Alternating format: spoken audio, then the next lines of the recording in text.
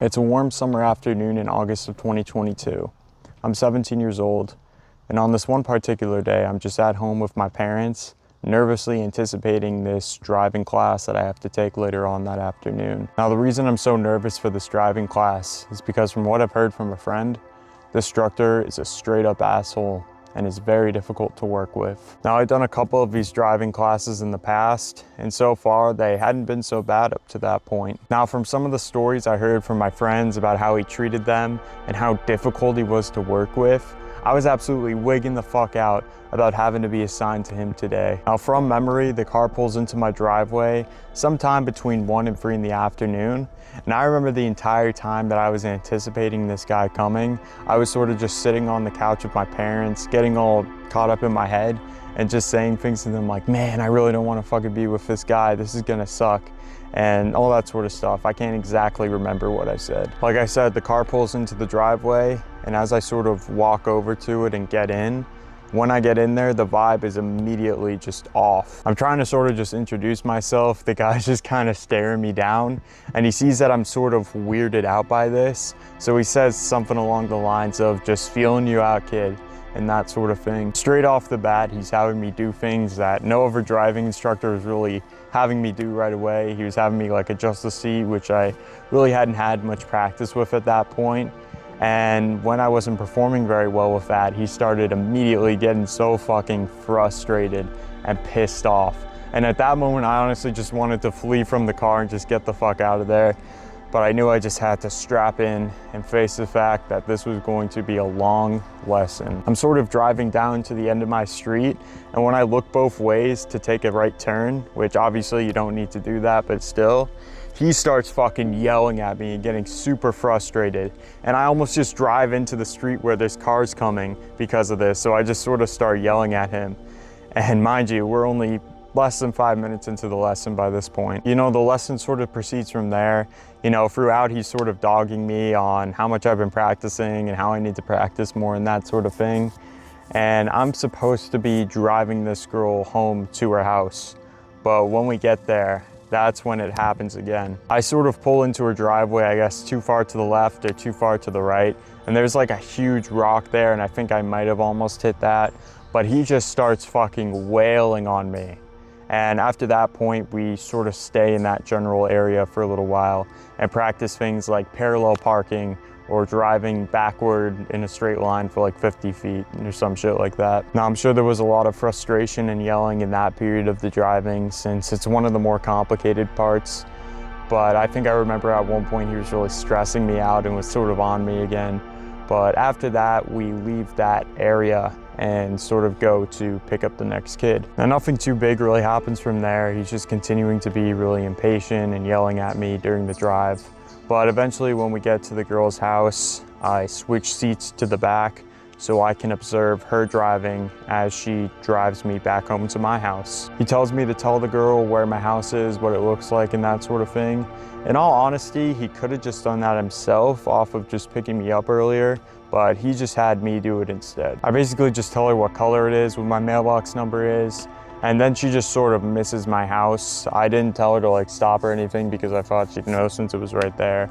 But eventually I sort of have to tell her to stop after we've sort of gone just a little bit past my house. After I tell her to stop, the instructor gets really fucking pissed at me. He tells me to just get out of the car.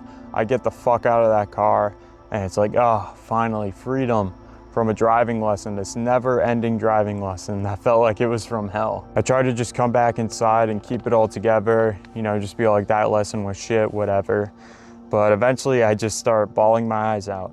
And that continues for about 30 minutes after that point. Now, the sucky thing was that was gonna be my first day of cross-country practice, and we had this big time 2 mile that we were supposed to exert our maximum effort into in order to sort of see where we would end up for the season. Now, to give you some context, I've been grinding my ass off this entire summer, running 40 to 50 miles a week, doing free calisthenics and ab workouts every week, you know, leaning down like crazy. So I was ready to just show out for this thing 100%. But man, that mental turnaround from feeling that way to having to be put in this situation where I had to basically perform at my maximum effort really tested me. It really showed me that whatever work there is that needs to get done, it needs to get done. And that's what I did. Now, if you've watched this video right here on the screen, you're probably able to see some relation from this situation compared to that one. Obviously, this one is much less extreme, but if you're interested, definitely go check out that video because it's pretty intense. I got second place in that time 2 mile out of the whole team, tied for second, I'd say. And it felt great to really remind myself that I'm still able to do this stuff even after I was feeling beforehand. I proved it to myself again. Now fast forward to my next lesson or a few lessons down the line, and I'm with this instructor yet again. Like last time, I'm fucking nervous to get in the car with this guy, but at the same time, I'm more prepared to face this situation. I'm more ready to sort of handle it. He doesn't remember who I am. He's happy to hear that I've been doing a lot of practice though and that sort of thing.